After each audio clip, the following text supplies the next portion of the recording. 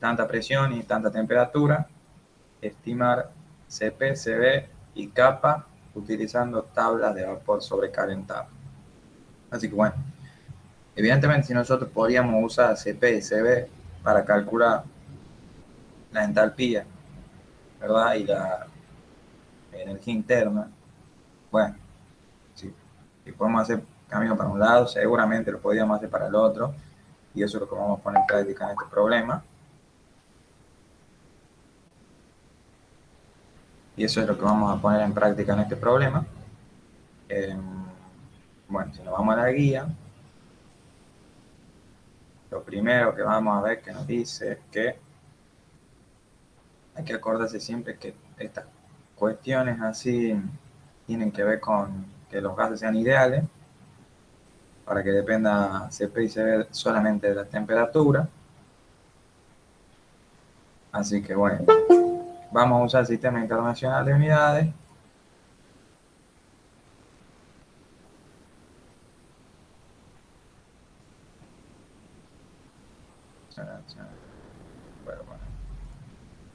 Vamos a hacer el Sistema Internacional de Unidades. Y hemos visto en teoría que para gases ideales se cumple que CP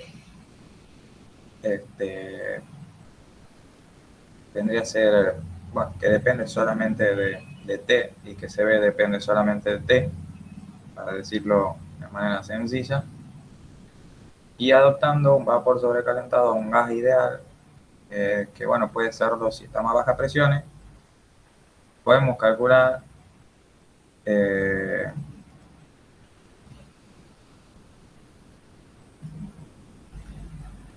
CP y CB de forma aproximada. Bueno, lo que pasa es que nosotros lo estamos adoptando como que fuese ideal y no es ideal para nada, porque estamos a elevadas presiones. Pero el cálculo nos va a servir para estimar, por lo menos, los calores específicos. Porque bueno, el comportamiento va a desviar de un gas ideal, pero el ejercicio nos va a permitir realizar una estimación de lo que sería CP. Que si ustedes después se fijan en tablas, el error va a ser, va a haber un error, pero bueno, va a ser un valor práctico que se puede utilizar dependiendo de la precisión de la que requieran, por supuesto. Bueno, así que recuerden, el aproximado ahí es muy importante. Bien, bueno, ¿qué hacemos primero? Como la tabla de vapor que tenemos están de 10 en 10, vamos a tomar un delta T, o sea, T más 10 menos T menos 10, o sea que vamos a tener un delta T de 20, y vamos a tener que tomar el valor de entalpía para el valor de temperatura más 10 y o sea, un valor de entalpía para T más 10 y un valor de entalpía para T menos 10, y con eso vamos a calcular el diferencial de entalpía, ¿verdad? Bueno, entonces, ¿cómo harían? Es bastante sencillo. Ustedes ya tienen las tablas ahí en la fase virtual, a ver, la busquemos, capaz que sí. Lo podemos... Tabla de vapor. Ay, ¿por qué lo tengo para que se vea así? A ver, aguanten.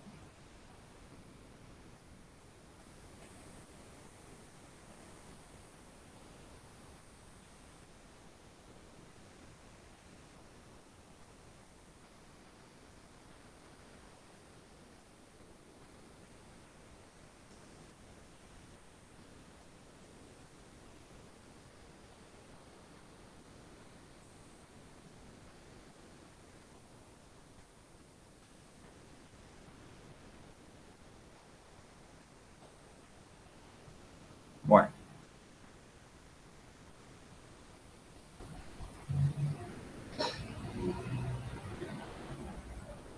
entonces, esta es una tabla de vapor sobrecalentado.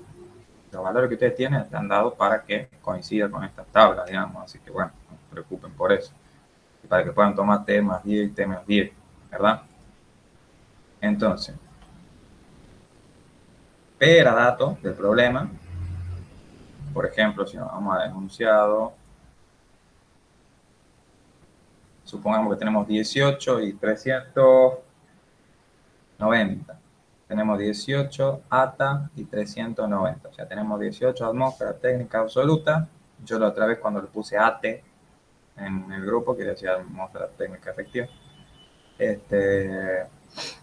Y, por ejemplo, 390. 18 y 390. Entonces, ¿qué haríamos? Iríamos a la tabla, buscamos 18, en esta no es. Buscamos 18. 390. Justo estamos en entalpía, muy bien. Tenemos que buscar la entalpía de 10 grados menos, que es 380, y la entalpía de 10 grados más, que sería 400. ¿Está bien? Entonces, con P y T, acabamos de ver que podemos obtener I1, que sería la entalpía de T más 10, que como en la tabla está en kilocaloría por kilogramo, o caloría con la C mayúscula por kilogramo, vamos a tener que pasarlo a kilojoule por kilogramo, por kilogramo bien digo, y para eso vamos a utilizar este factor de conversión. Bueno, por otra parte, como un ATA es esto acá, bien, vamos a tener que multiplicar la presión que nosotros tengamos en ATA por 98,07 kilopascales, o sea, esto sería kilopascal por ATA, acá, o kilonewton por metro cuadrado por ATA, para pasar la presión a kilopascal, que es lo que necesitamos que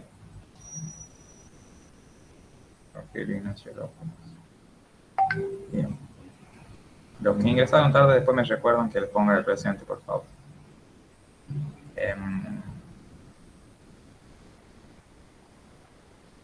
Bueno, entonces la vamos a pasar la presión a kilopascal o kilonewton por metro cuadrado. Bien.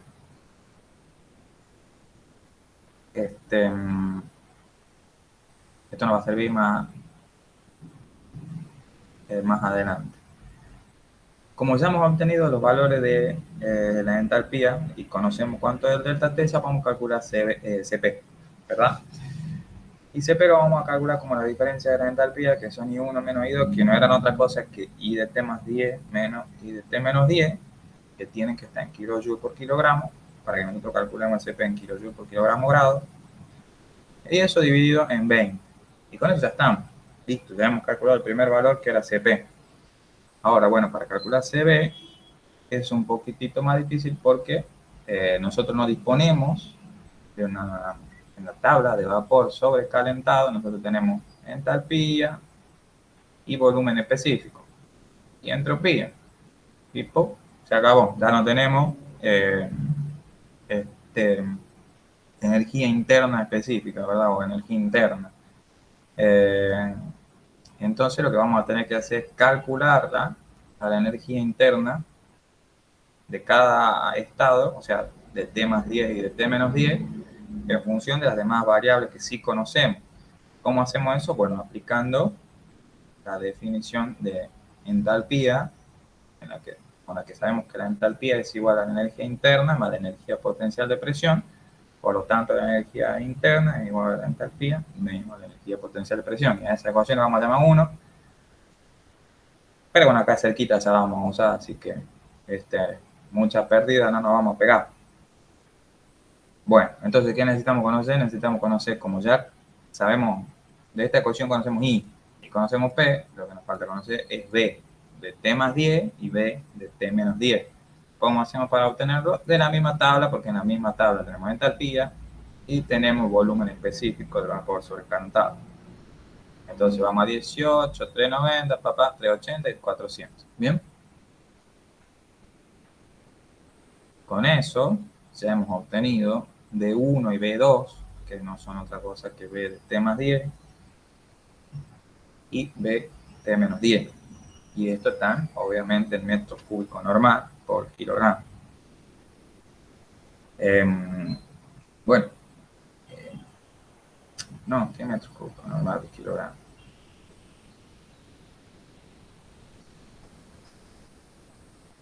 Metros cúbicos por kilogramo, no es...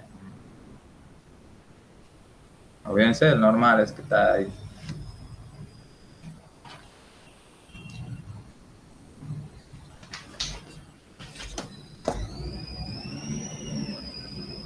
Olvídense del normal ese, ya lo voy a modificar. Bueno, metros cúbicos por kilogramo. Acá también puede ser normal. Nada que metro cúbico por kilogramo. Bueno, entonces, bueno, ¿por qué metro cúbico por kilogramo? Porque eso es para la presión y la temperatura, dato del problema, no tiene nada que ver con normal. Bueno, cuestión que ya hemos determinado los volúmenes específicos que no están en metro cúbico normal por kilogramo, sino que están en metro cúbico por kilogramo, y ya lo vamos a modificar eso y lo voy a subir a la guía.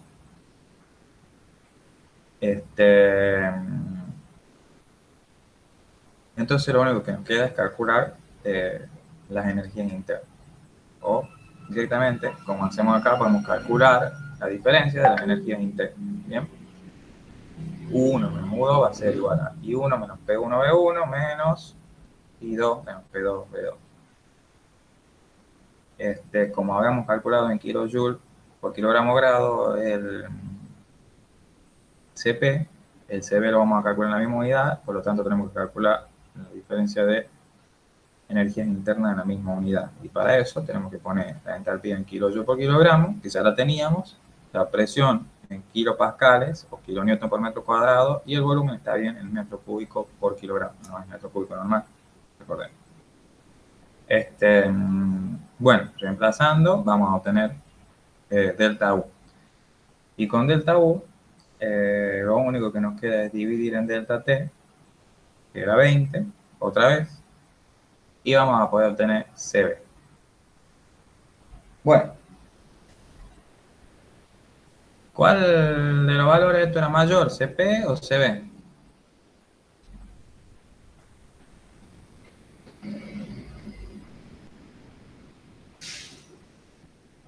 Bueno, es súper sencillo lo que estoy preguntando. CP. CP, perfecto. CP es mayor.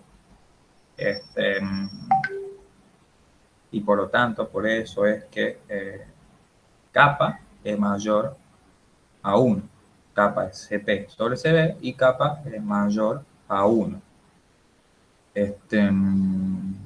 ¿Por qué? Bueno, lo que nos pide como último apartado el TP es que calculemos kappa, ya hemos calculado CP, ya hemos calculado CB, lo único que tenemos que hacer es dividir, y acá tienen un datito que es importante y que debe cumplirse, que para vapor de agua, kappa está entre 1,28 y 1,3.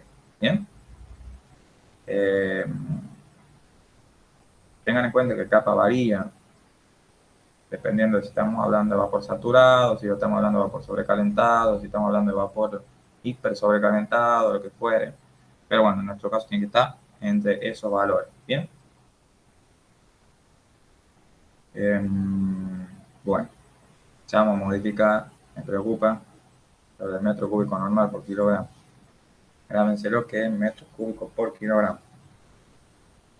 Bueno, y eso fue todo. El problema 4 es muy sencillo, un cortito, por eso yo, la verdad que lamento no haberlo podido terminar práctico en la clase anterior. Y bueno, vamos a seguir entonces con el problemita 5, que ya no es tan cortito, pero bueno. El problema 5, perdón, ¿quedó alguna duda sobre el problema 4? Por mí no, ingeniero. ¿Cómo? Por mí no, digo, no sé ni siquiera. Ah, bueno, perfecto. Perfecto. Bueno, no teníamos que hacer ni siquiera un dibujito ni nada porque es súper sencillo. Ahora, en el problema 5 ya es un poco más complicadito. Nos dice lo siguiente. La composición en fracciones de volumen de los gases de combustión de una caldera es la siguiente. ¿Qué quiere decir esto? Un gas de combustión de una caldera quiere decir que ha entrado gas y aire y se han quemado.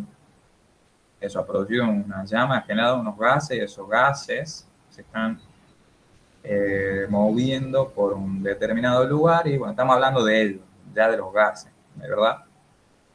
De lo que se ha generado, de los residuos, digamos, uno de los residuos de la combustión que serían los gases de combustión, ¿verdad? Bueno, la composición es la siguiente. WCO2, es decir, la fracción en volumen del dióxido de carbono o anhídrido carbónico, 16%. Perdón, pasó volando un pelo de la gata que pasó caminando. Bueno, 16%. La fracción en volumen de oxígeno, 5%, y de nitrógeno, prácticamente igual que la del aire, 79%. ¿Bien? Bueno, estos gases salen de la caldera a una temperatura tanto y entran a un precalentador de aire de donde salen a tanto. Es decir, han entrado a una temperatura elevada y han salido a una temperatura baja. ¿Por qué? Porque se han enfriado ahí adentro. ¿Por qué se han enfriado? Porque le han entregado calor a otro fluido. Ese fluido es, obviamente, el aire. Bien, se lo han entregado a ese calor sin mezclarse con el aire, ¿verdad? A través de otra superficie, una superficie metálica que evita que se mezclen, digamos. Los gases calientes entran en contacto con esa superficie metálica y esa superficie metálica le transmite el calor a el aire. Se conoce la relación aire-gases que es igual a 0, tanto, ¿verdad? Menor que 1. Para condiciones normales. Si la temperatura del aire al entrar al precalentador es de 25 grados, determinar hasta qué temperatura se calienta, suponiendo que no haya pérdida de calor. ¿Qué quiere decir suponiendo que no haya pérdida de calor? Que todo el calor de los gases calientes pasan hacia el aire y hacia el aire que circula por dentro del intercambiador y nada de ese calor se va hacia el exterior. Es decir, que estamos hablando de un equipo que es adiabático, a donde se produce un intercambio de calor internamente. ¿Bien? Bueno, ok. Entonces, siendo la guía nos dice, bueno, en el precalentador de aire, los gases de combustión entregan al aire de combustión los restos de energía que poseen antes de ingresar a la chimenea. Estos precalentadores de aire son una mejora que se hace eh, a las calderas, a las instalaciones de vapor, para mejorar su rendimiento, porque los gases de combustión suelen salir a la chimenea con temperaturas bastante elevadas. Esto se hace así para que no se planifica así para que no se condensen los vapores adentro de la caldera y no de esa manera no nos oxiden, ¿verdad?, la superficie de los tubos y la superficie de intercambio de la caldera. Pero al precalentador de aire nosotros podemos prepararlo para que soporte esa condensación en el caso de que nosotros queramos bajar muchísimo la temperatura, o bueno, quizá ni siquiera haga falta, quizá bajemos la temperatura un poco por encima. Bien, bueno, esquema y límites. Vamos a pasar al Paint y vamos a hacer el esquemita de nuestro intercambiador de calor.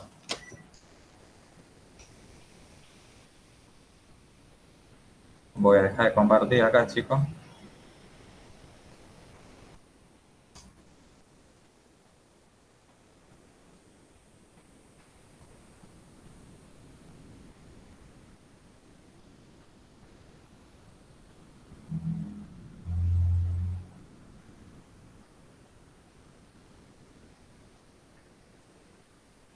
Bueno, Ya estamos viendo la ventanita del Paint. Si no es así, cualquiera me avisa. Entonces, ese es mi amigo intercambiador de calor. Esto es un símbolo. En la realidad, vamos a hacer una cosa. Vamos a dibujarlo acá al esquema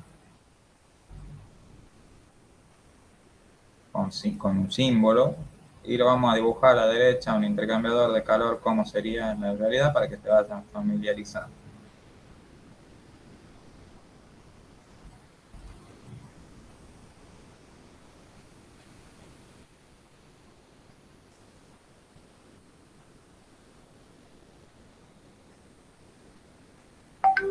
Bueno, ahí está nuestro amigo intercambiador de calor.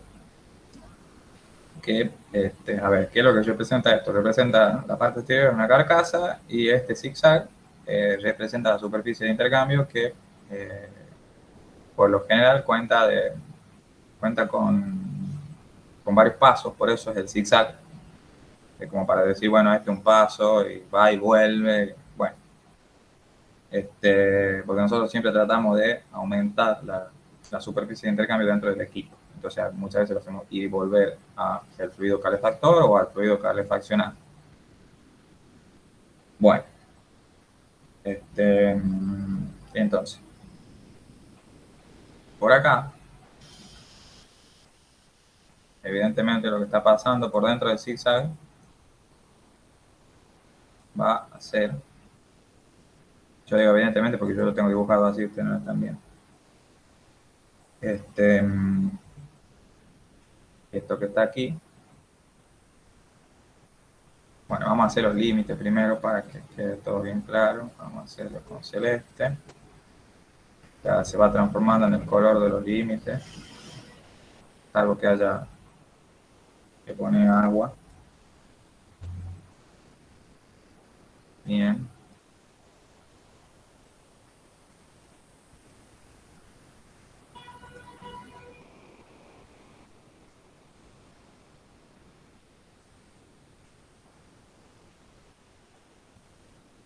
Ok. Vamos a dibujar primero los conductos de entrada laterales.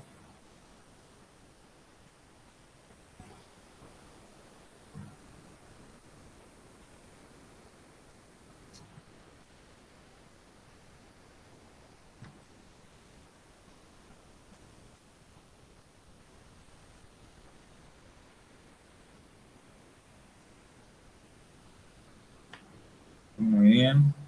Y bueno, vamos a empezar a ver qué es lo que hay en cada punto.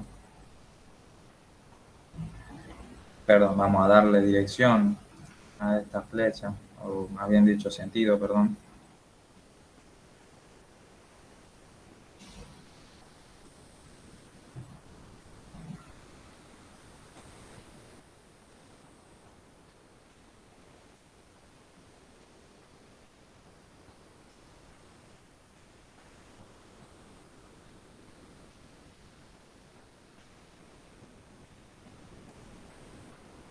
Bueno, por dentro del serpentín están circulando los gases, así que nosotros acá tenemos una entalpía de entrada de los gases. Tenemos la temperatura de entrada de los gases, la entalpía de entrada a la temperatura de entrada, y tenemos B normal de los gases, que ya sabemos que yo siempre hago el punto de puente. Bien, acá vamos a hacer así, una liñita, y acá vamos a hacer otra.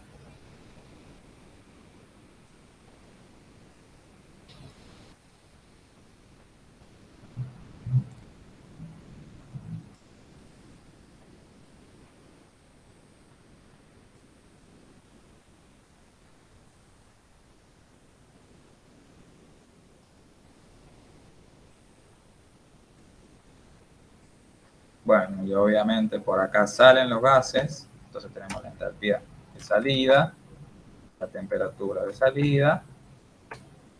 Y tenemos de vuelta Vn de los gases. Bien. Entonces el fluido calefactor circula por dentro del serpentino, dentro del tubo, y el fluido calefaccionado está por fuera, que sería el aire, y que ingresa de izquierda a derecha. Entonces nosotros tenemos acá 25 grados, que era dato.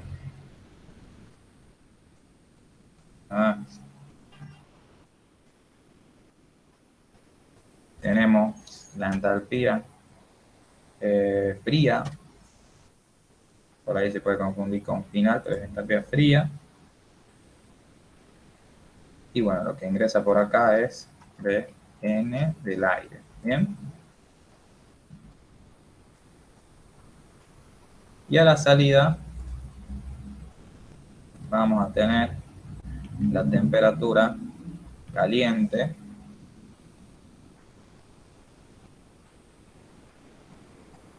la entalpía caliente. Por supuesto vamos a tener de vuelta, lo voy a poner acá arriba porque queda feo abajo, Vn del aire. Punto.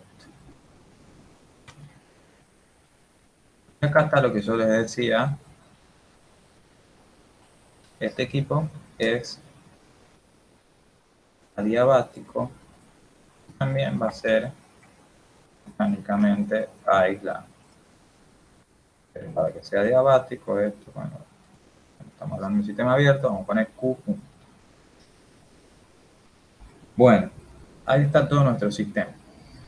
¿Cómo sería esto en la realidad? Vamos a hacer un dibujito rápido, si se entienda más o menos. En la realidad, un intercambio de calor tiene esta forma. Por lo general es un cuerpo que suele ser un tubo de gran diámetro. Dentro de ese tubo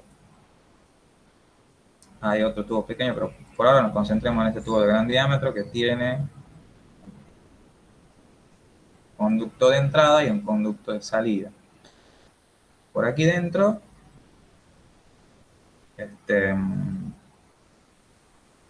bueno, a ver, lo vamos a dibujar de otra forma. Vamos a pararnos adentro ya del equipo un poquitito. Esto es como que está en corte.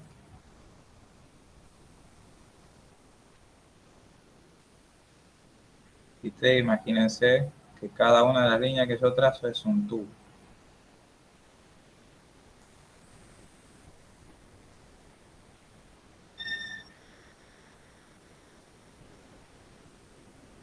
Y hay 1, 2, 3, 4, 5, está lleno de tubos esto, ¿bien?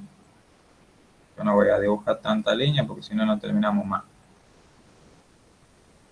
Acá tenemos un conducto de acceso a esta zona, que es una zona a donde se distribuye el fluido que entra por acá. Y por acá vamos a tener un conducto de salida. Bueno, y supongamos que acá tenemos un conducto de entrada, que este sería, a ver, lo vamos a hacer como que es a ver, este va a ser el fluido calefaccionado, que es el aire, para que se cumpla como esto de acá. Y por acá sale el aire. Entonces, nosotros tenemos que el aire entra por acá y sale por acá. Y los gases de combustión entran por acá y salen por acá. ¿Bien? Por lo general se ponen acá adentro unas pantallas que sirven para sostener los tubos y a la vez para generar un mayor, perdón, esto sería una cosa así,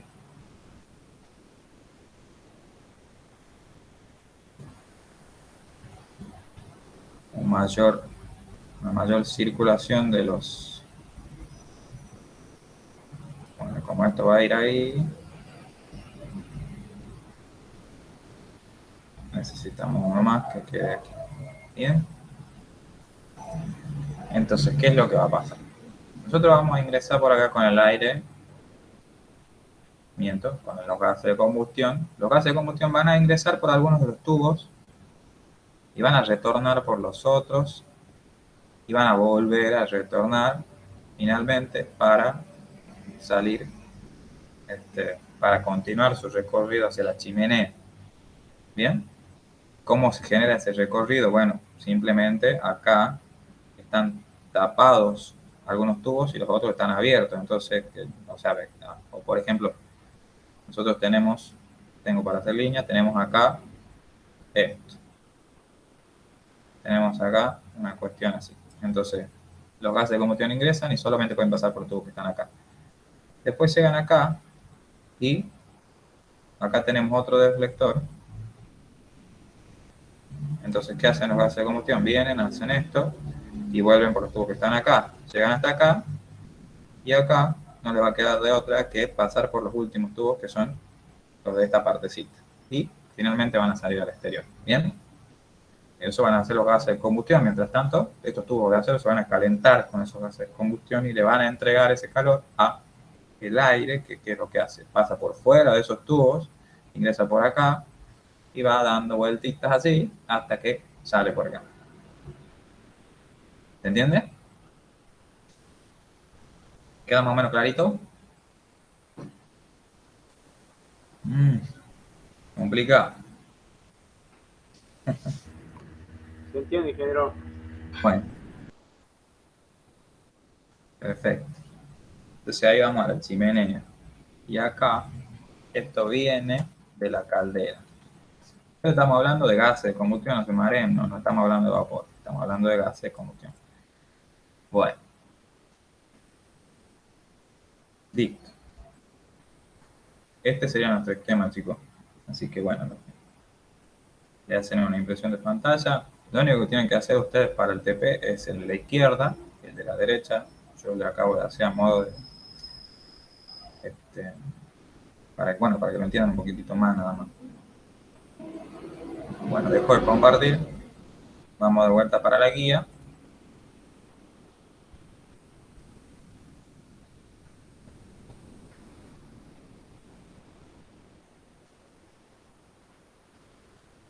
Ok. Ya hemos realizado el esquema, hemos puesto los límites, hemos puesto las energías que intervienen. Vamos a hacer un análisis, bueno, hemos visto también las cantidades de materia, vamos a hacer un análisis del sistema.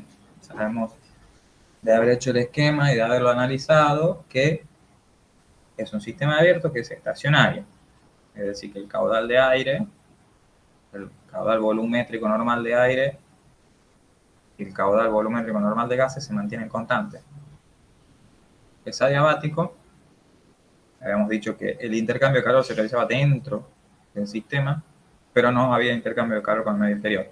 Por lo tanto, el sistema es adiabático, es decir, el tubo exterior que contiene los tubos chiquititos está totalmente aislado, ¿verdad? Vamos aislado con con fibra de vidrio o con alguna lana mineral o lo que fuere para que no transmita calor al exterior. ¿Bien? Es mecánicamente aislado porque estamos hablando de un equipo cuya función es intercambiar calor, es generar un intercambio de calor, transmitir calor, digamos. No está pensado para entregar trabajo y no tiene ejes ni vástagos ni nada que haga suponer que entrega trabajo. Bien, es no reactivo porque nos estamos concentrando en la parte de ya pasada la caldera, ya se ha generado la combustión con anterioridad y ahora estamos en un equipo auxiliar que es el intercambiador de calor al cual entran solamente los gases de combustión y dentro de ese intercambiador no se disocian, no pasa nada extraño. Bien, entonces no reactivo, está en reposo porque estamos acá en la Tierra y no estamos viajando por ningún lado y es irreversible. Bueno, eso sería el análisis. Pasemos a ver qué onda con la energía. Resulta que como todos los problemas que venimos viendo en los cuales intervienen gases, vamos a despreciar la variación de la energía cinética y la variación de la energía potencial, porque son muy pequeñitas comparado con las variaciones de entalpía que hay. las energías que ingresan son las que ingresan con el aire, las que ingresan con los gases, porque no hay intercambio de calor ni hay intercambio de trabajo. Entonces, tenemos la entalpía del aire frío y la entalpía de los gases calientes, que es la entalpía IE de entrada. Y las que salen son la entalpía del aire caliente, que era nuestro efecto buscado, ¿verdad? Subirle la entalpía o la temperatura a esos gases para que ya ingresen a la caldera con algo de energía, y esa energía la ahorramos. Bien. Y la otra energía que sale es la entalpía de salida de los gases, que, bueno, todavía van a tener energía. Que bueno, a ver, el intercambio de calor necesita para que se produzca un determinado delta T. Ese delta T, mientras más pequeño sea, más superficie vamos a necesitar, entonces los equipos se vuelven antieconómicos. Se vuelven incomprables, las inversiones se vuelven irrealizables. Entonces, este precalentamiento del aire, por lo general, se resuelve con superficies más acotadas, más pequeñas, y se termina dejando un delta T, o es decir, una temperatura de salida de los gases de combustión del precalentador un poco elevada para que se pueda generar el intercambio. Esto lo vamos a ver en detalle. Al intercambio de calor lo vamos a ver en detalle cuando estemos en el práctico respectivo. Pero bueno, yo por ahí, para que ustedes vayan teniendo algunos datitos, también para que capten un poquitito más de información y por ahí no se aburran, les voy contando. Bueno, planteamos el primer principio. Sumatoria de las energías que ingresan en un segundo igual a la sumatoria de energías que egresan en un segundo. Resolvemos y llegamos a la ecuación 1, en la que vemos que la relación aire-gases por la entalpía del aire frío más la entalpía de los gases a entrada es igual a la relación aire-gases por la entalpía del aire caliente más la entalpía de salida de los gases. Como la conocemos a la relación, podemos poner lo que dice abajo. Más bien yo estaba leyendo arriba, pero en realidad estaba diciendo lo que dice abajo. Entonces, finalmente, cuando despejemos de esa ecuación, vamos a llegar a que la entalpía del aire caliente es igual a la diferencia de entalpías de los gases entre la entrada y la salida sobre la relación aire-gases más la entalpía del aire frío, que no es otra cosa que decir todo el calor que salió de uno entró en el otro. ¿Bien? Esa ecuación no es otra cosa que decir todo el calor que salió de uno entró en el otro y se transforma en entalpía. ¿Por qué? Porque nuestro equipo era diabático y nada se perdía hacia el exterior. ¿Bien? ¿Qué quiero decir? Que intuitivamente, por ahí lo que uno piensa estaba bien, nosotros lo vemos reflejado en el primer principio, a lo que por ahí intuitivamente uno puede llegar a pensar cuando lo está resolviendo. O no, bueno, no sé. Bien, entonces, para poder resolver, ¿qué teníamos que hacer? Teníamos que calcular la entalpía. Para el aire vamos a tener que calcular la entalpía del aire frío. La entalpía del aire caliente era la incógnita, era lo que nosotros necesitábamos buscar, y vamos a tratar de encontrar con la ecuación 2. Luego vamos a utilizar la ecuación 3 para tratar de buscar lo que finalmente era lo que nos pedía el problema, que es la temperatura del aire caliente. ¿Bien? Ahora, para la mezcla de gases es cuando las cosas se complican un poco, porque nosotros en tablas tenemos valores para el CO2, para el oxígeno, para el nitrógeno, pero no tenemos un valor de los gases, ¿no? No tenemos, para gases de combustión de caldera, el calor específico vale tanto, no. Tenemos que determinar nosotros cuánto vale. Y para determinar esto, nos vamos a valer de la ecuación de calor específico medio para una mezcla, que es la que ustedes ven ahí, que ya la vieron en la teoría, por supuesto. ¿Cómo es esta ecuación? Bueno, el calor específico a presión constante de la mezcla, pero una determinada temperatura, estamos hablando de calor específico medio, es igual a la sumatoria de los calores específicos medios particulares por el, la fracción de volumen particular. Bien, entonces, acá qué dice, de tablas y diagramas interpolando linealmente en caso de ser necesario vamos a obtener los CPI. ¿Por qué en caso de ser necesario vamos a tener que interpolar? Porque de datos pueden tener una temperatura que no esté en tablas y diagramas. Vamos a ver entonces, a ver si yo lo tengo acá. Ah,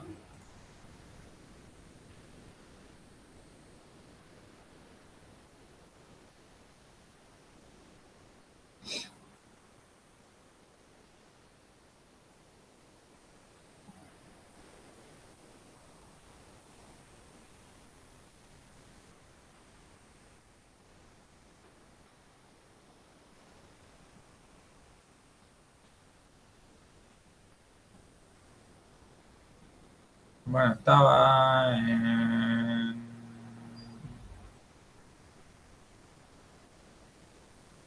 práctico 3.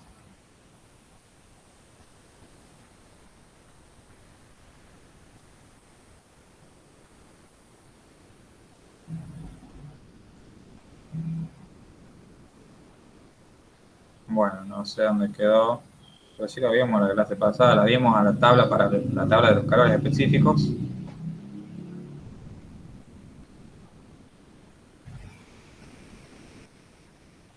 Está en tablas.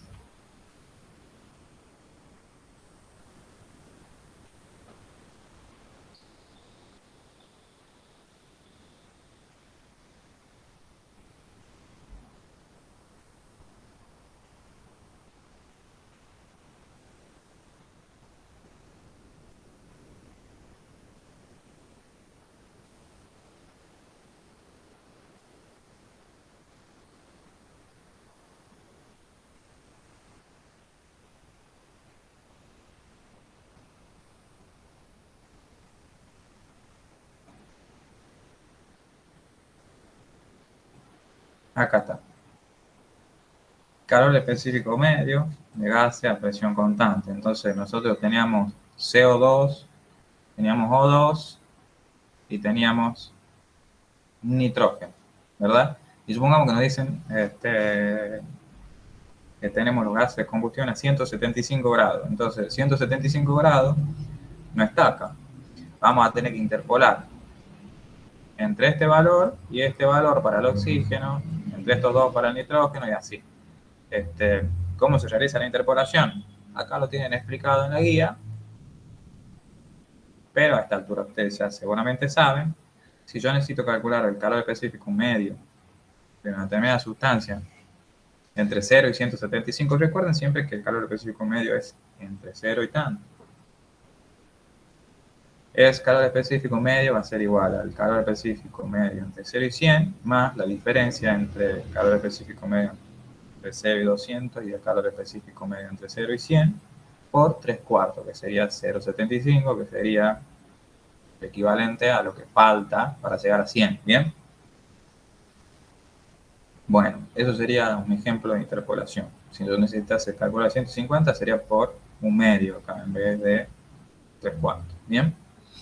Bueno, entonces, nosotros vamos a tener que calcular el calor específico medio para el CO2, para la temperatura de entrada de los gases y la temperatura de salida de los gases, para el O2, para la temperatura de entrada y la temperatura de salida, y para el N2, para la de entrada y la de salida. Es decir, a mí el enunciado me dice, entran con 400 y salen con 100, por ejemplo, ¿verdad? Esa está paga. Entonces, yo me voy a ir a tabla, y por ejemplo voy a hacer la del CO2. A 400, el CO2 tiene 4.650. Entonces yo voy a ir a esta tablita y en CO2 de entrada voy a poner 4.000, ¿cuánto era? 650, acá. Voy a poner 4.650. Ahora la de salida era 100. Entonces vamos a ir a la tabla, vamos a buscar para 100, 4.120. Y vamos a poner acá 4.120. Y lo mismo vamos a hacer para el oxígeno y para el nitrógeno. Pero bueno, van a tener seguramente valores que van a tener que interpolar, van a tener que realizar las interpolaciones, completar la tabla, y con la tabla completa vamos a poder calcular la entalpía de entrada de los gases con la fórmula que está acá. Va a ser igual a el calor específico medio de CO2 entre 0 y T por W de CO2. ¿Esto para qué? Esta ecuación que está acá es la ecuación que sirve para determinar el calor específico medio presión constante de la mezcla entre 0 y la temperatura de interés, que sería TE. Y a eso lo multiplicamos por TE y obtenemos la entalpía. ¿Bien? Y lo mismo acá abajo, pero para la salida. Bueno, recuerden que acá, no, acá van a poner el valor que está, que les dio acá, y acá abajo van a poner el valor que les dio acá. No van a querer, bueno, eso es lo que hace que las ecuaciones sean diferentes, no van a querer poner una temperatura diferente y con eso ya resuelve, porque bueno, ya saben. Bien. Entonces, finalmente reemplazando en 2, que había quedado por allá arriba, 2, era esta de acá, vamos a poder sacar, como ya hemos calculado estas dos, esto es dato. Y esto, lo sacamos acá, lo calculamos acá, ¿bien?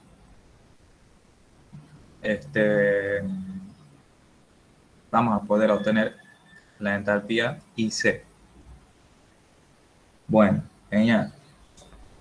¿Qué era lo que nos pedía el problema? El problema nos pedía TC. Entonces, nosotros tenemos que utilizar IC para poder determinar TC.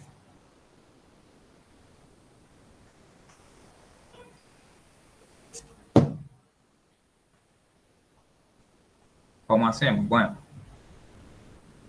sabemos que IC es igual al CP medio del aire entre 0 y TC por TC. Pero también sabemos que CP del aire entre 0 y T, podríamos poner acá mejor, es una función de T. Entonces vamos a poder resolver este problema haciendo una gráfica. Acá dice que podemos resolver haciendo iteración o tanteo o gráficamente. Nosotros vamos a utilizar la solución gráfica. ¿Cómo vamos a hacer? Vamos a confeccionar la tablita que está acá, ¿verdad? Entonces vamos a realizar, vamos a obtener los valores del CP del aire y de la entalpía del aire para 100, para 200, 300, 400. Bueno, los valores que le hagan falta a usted en realidad. Vamos a poner acá CP del aire para 100, entre 0 y 100, y la entalpía que sale de calcular T o CP. Para 200, lo mismo, y así. Y completamos esta tablita que está acá. Una vez que hayamos completado la tabla, vamos a realizar la gráfica. Parece realizar la gráfica, así que bueno, hagamos eso, realicemos la gráfica. Vamos para el Paint.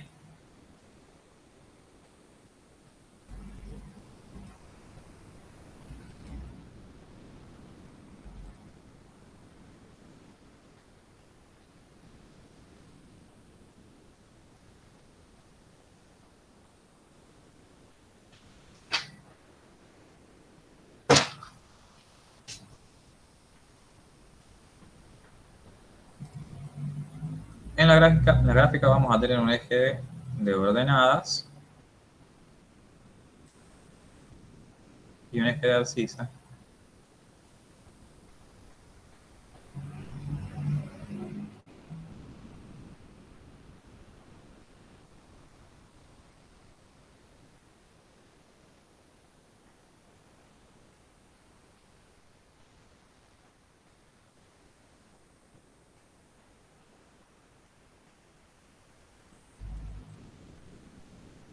Acá en el eje de las ordenadas vamos a tener I. Estamos hablando del aire, ¿bien? Y en el eje de las abscisas vamos a tener T. Vamos a ponerle aire para que no se mareen. Aire. ¿Bien? Y con los valores que yo he sacado, por ejemplo, yo he arrancado en 100. Entonces, si yo arranco en 100, bueno, acá puedo poner directamente, puedo poner 100, en vez de poner 0. ¿Bien? Y acá puedo poner 0, digamos, para las entalpías. Entonces la temperatura inicial es 100, por ejemplo, ¿verdad? Entonces yo para 100 tengo un determinado valor. Y bueno, lo completo a esto y trazo una gráfica que va a ser aproximadamente una recta, no necesariamente tiene que serlo, ¿bien?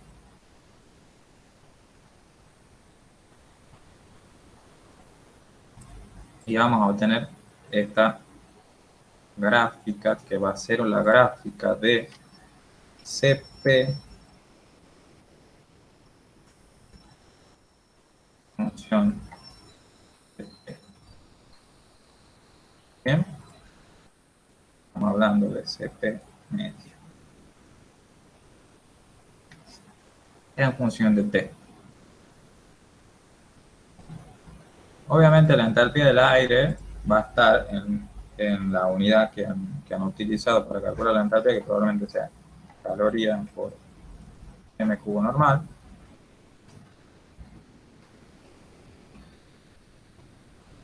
Y esto va a estar en grados Celsius. ¿Bien? Bueno, una vez que hayamos realizado la gráfica, esto lo tienen que hacer a escala, es decir, tienen que decir una caloría por metro cúbico normal es igual a, por ejemplo, a ver, yo le digo qué escala utilicé yo. Yo utilicé 15 calorías por metro cúbico normal en un centímetro para la entalpía. Yo, a ver, lo vamos a poner acá. Escala de I es igual a 15 calorías por m cubo normal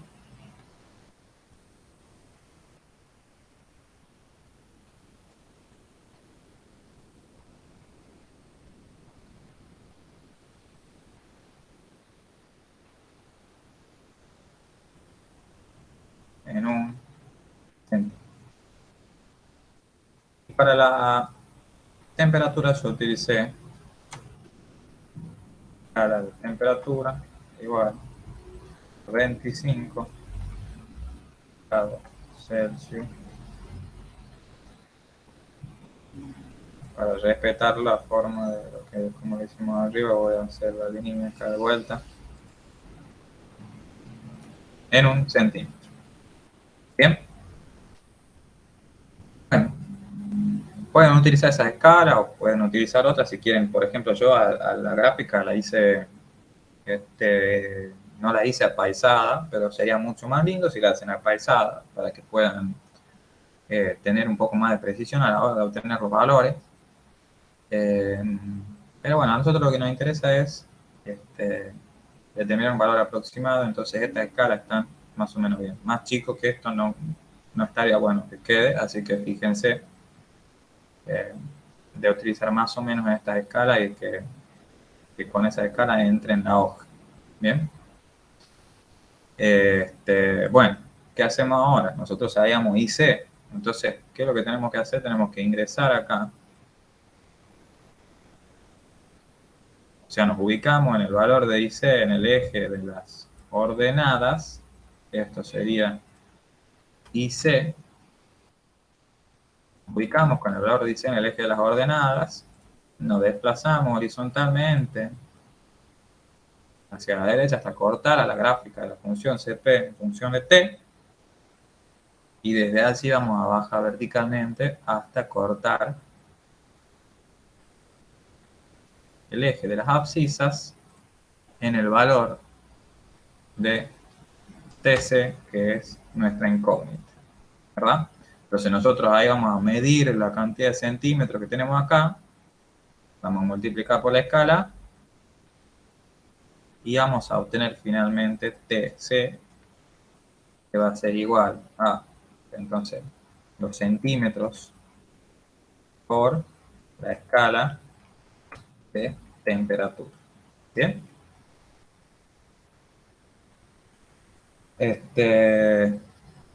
Evidentemente, como yo he puesto acá 100, va a ser más 100, por ejemplo, en este caso. Depende de cómo tomen ustedes el cero del eje de abscisa. ¿Bien?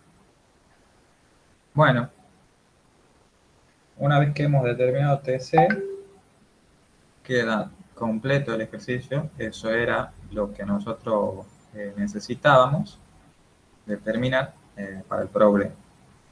Bien. ¿Quedó alguna duda, chicos, sobre la resolución del problemita?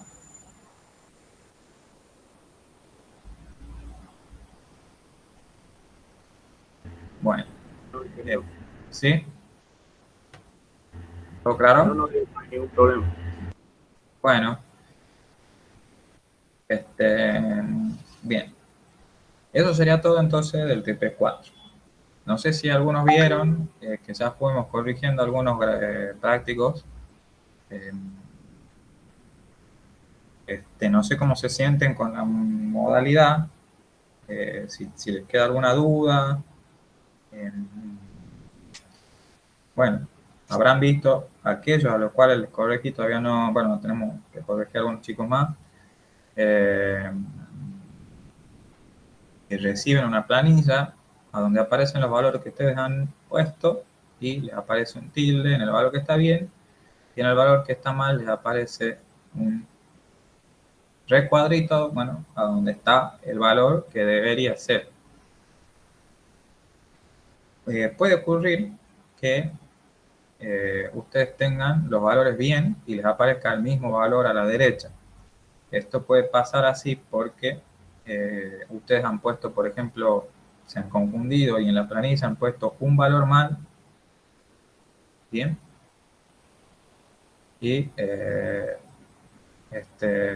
o sea, qué sé yo, por ejemplo, venían calculando algo y hay un valor intermedio que se olvidaron de poner en la planilla. Por ejemplo, me pasó que pusieron 2 veces el mismo valor en una celda y en la que sigue, porque evidentemente se confundieron, y luego siguieron poniendo bien los demás valores. Entonces, como hay un valor que está mal puesto, el ejercicio toma como que todos los que están relacionados con ese valor están mal, la planilla toma como todos los que están relacionados con ese están mal, y les devuelve el valor correcto, pero que en realidad está bien puesto. Puede pasar eso. Entonces, si pasa eso, bueno, yo me doy cuenta, por lo general. Si no me doy cuenta, bueno, háganmelo saber.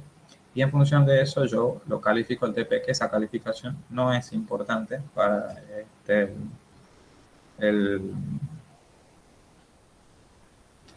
o sea, no van a tener una menor nota en el final por la calificación de los trabajos prácticos.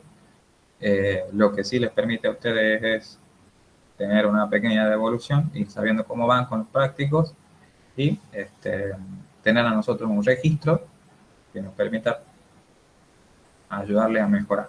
Bien. Bueno, ustedes reciben esa planilla y en el caso de que el práctico esté aprobado, van a tener el práctico aprobado con más de 40 y ese práctico va a estar aprobado en la planilla de trabajo práctico. Por lo general, cuando no esté aprobado, van a tener una nota menor a 40. ¿Qué quiere decir esto? Que van a tener que volverlo a presentar. Por lo general, cuando el práctico bueno, si no está aprobado es muy sencillo, ustedes ya saben cuáles van a ser sus valores, lo que necesitamos es que ustedes vuelquen esos valores reales a una hoja de correcciones, ¿verdad? Es decir, ustedes han presentado un práctico en PDF, tienen que presentarlo de vuelta a ese PDF con la hoja de correcciones adosada, a donde van a poner todos los valores que habían puesto mal, con formato de desarrollo, ¿verdad? ¿No? Si hicieron un problema completo mal, no me pueden poner el valorcito, el valorcito, el valorcito, el valorcito. Háganlo al formato de desarrollo de nuevo. ¿Por qué? Porque esto es lo que les va a quedar a ustedes. Ustedes cuando vayan a ver, van a leer esa parte de correcciones y la van a leer mejor si está en formato de desarrollo. Bien. Y bueno, en el caso de los prácticos 1 y 2 que se entregaron de manera conjunta, van a tener de devolución una sola planilla. En el caso de los prácticos 3 y 4 ya van a tener una planilla por práctico. Porque bueno, evidentemente el problema, el práctico 1 no tenía ejercicio, así que a partir de ahora se va a hacer una planilla por práctico. Recuerden que tienen que presionar el botón enviar y aceptar para que no les quede en borrador. Cuando ustedes se han equivocado, por ejemplo, al enviar algo, me tienen que avisar a mí para que yo les habilite un nuevo intento. Tienen 2 intentos nada más, pero bueno, en caso que sea necesario podemos habilitar uno más. Esto va a ser solamente si se comieron uno de los intentos por algún error, que se olvidaron de subir algo, no porque hicieron mal el TP 2 veces. Si hicieron mal el TP 2 veces, ese TP va a estar desaprobado, pero sería muy difícil que ustedes hagan mal el TP 2 veces si ya tienen los valores, ¿verdad? Así que bueno, cualquier duda que les quede sobre la metodología me van consultando, y cualquier duda que les quede sobre los resultados, porque nosotros podemos equivocarnos también. Ingeniero, Sí. una consulta, y en caso de que tengamos que hacer correcciones, ¿habrá que subirle de vuelta las correcciones o ya las quedan para nosotros? En el caso de que el práctico esté desaprobado, tienen que subirlo de vuelta, o sea, si está con menos de 4. Y por lo general, cuando está desaprobado, yo le pongo en el comentario desaprobado. O sea, rehacer. ¿Se entiende? Ahí tienen una partecita donde aparecen los comentarios que les hago yo en la fase virtual. Chequenlo a eso. Y si el práctico lo tienen que volver a presentar, yo les pongo rehacer, ¿verdad? Y lo tienen que presentar de nuevo para aprobar. No van a ser la mayoría de los casos. Esperemos que sean muy poquititos los TP que estén en esas condiciones. Hasta ahora no he corregido ninguno que esté así. Salvo, por ejemplo, ya me ha tocado un chico que se ha olvidado de subir, o sea, que en la planilla se olvidó de subir los valores de uno de los puntos. Bueno, eso no es un desaprobado. Eso es un presentarlo de vuelta bien. ¿Bien? ¿Está claro? Bien, ingeniero. Y bueno, la cuestión es, tienen 2 intentos, es muy difícil que en el segundo intento no lo aprueben, ¿verdad? Preocúpense mucho por la prolijidad, no para mí, sino para ustedes. Difícilmente yo vaya a rechazar un práctico por improlijo, pero bueno, yo les diría que se preocupen por la prolijidad para ustedes, ya que tienen la guía y pueden más o menos copiarle el formato que lleva la guía. Y bueno, eso sería todo. ¿Alguna otra duda hay sobre la metodología de corrección? Ingeniero, Sí, una pregunta. Cuando vayamos a rendir el final, yo al TP1 y 2 lo tengo aprobado, pero si tengo correcciones en los valores, por ejemplo. Cuando sí. vayamos a rendir el final, ¿hay que corregir esos valores para presentar la carpeta o no? Sí, por supuesto. Para rendir el final, para presentar la carpeta, sí. No tienen que presentarlo de nuevo en la fase virtual, pero lo tienen que tener corregido para rendir el final, porque el final se rinde con la carpeta en óptimas condiciones. Es decir, para probar la carpeta, ustedes necesitan haber volcado todas las correcciones. Que bueno, es muy sencillo, como les decía. Tienen que agarrar los valores que yo les devuelvo y bueno, volcarlo al final en una pequeña hoja de correcciones. A ver si es un valor puntual, un poquitito, ponen el desarrollo un poquitito antes del valor puntual y un poquitito después, ¿verdad? Y listo, nada más. Lo pueden hacer en un cuarto de carilla, así un valor puntual, media carilla, ¿bien?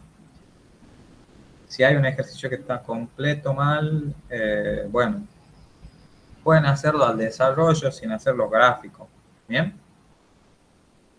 Perfecto. No hace falta que hagan de vuelta los gráficos, pueden hacerlo al desarrollo nada más, poniendo los valores que son los correctos. Otra cuestión, por ahí nosotros podemos llegar a equivocarnos en algún valor, porque nadie es perfecto, y aparte que imagínense, si a ustedes les cuesta por ahí obtener un valor entrando a una gráfica, por ejemplo, de factor de compresibilidad generalizado, imagínense si tienen que obtener 40 valores para poder corregir práctico. Entonces, puede pasar que nosotros nos equivoquemos. En ese caso, si ustedes consideran que nosotros nos hemos equivocado, nos avisan para que nosotros revisemos el valorcito que le hemos puesto como mal. ¿Bien?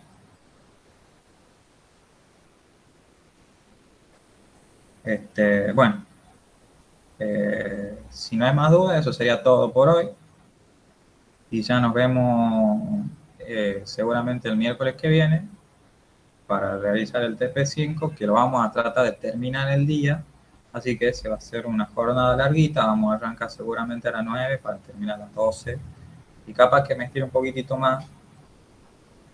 Así nos emparejamos con la teoría y vamos ahí, vamos de manera óptima, digamos. Bueno, eso sería todo entonces, chicos. Hasta luego, nos vemos.